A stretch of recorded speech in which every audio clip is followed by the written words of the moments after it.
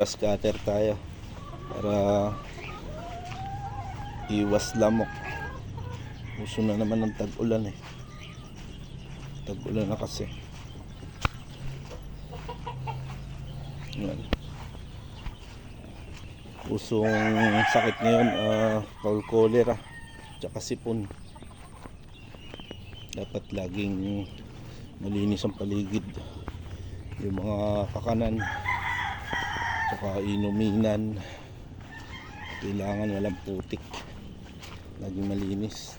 Ang konti na lang nakatali ko, sisiwa madami. Yan, malinis na.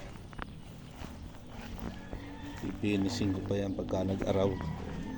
Kailangan malinis na malinis yung mga damo, makinis yung pagka grass cutter.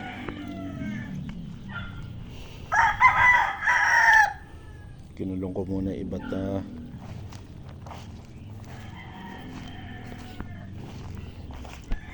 daming sakit ngayon, hirap magmanok.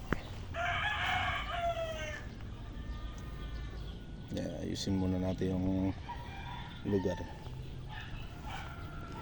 Hindi pwedeng laging nagkakasakit.